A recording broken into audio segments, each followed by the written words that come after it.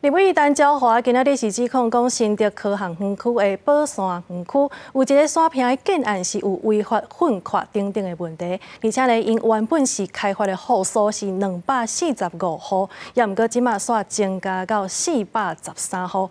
全部拢无做环境差异的分析，建商是来回应讲一切拢有照法律在行，也若新竹县府是回应讲会照程序来办理。为从迄个画面来看，竹科宝山园区一个山坡地有建案持续咧施工。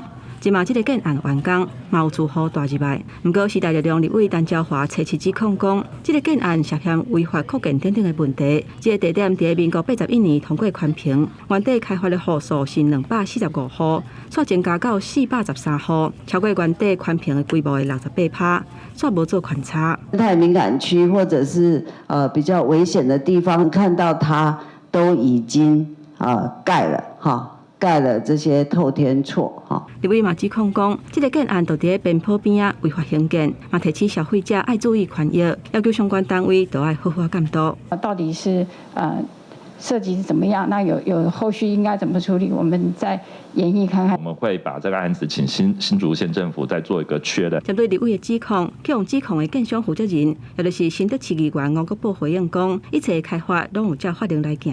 那因为我们是最后取得的这块土地，那他提到的一些事情都是在80几年的，这个我们就不了解。但是程序上，我们完全是符合政府的规定。 立委嘛，指记新竹县政府失职，建案违反山坡地保育条例，应该追究建商的责任。嘛涉及消保法，消保官应该介入调查，确保住户的权益。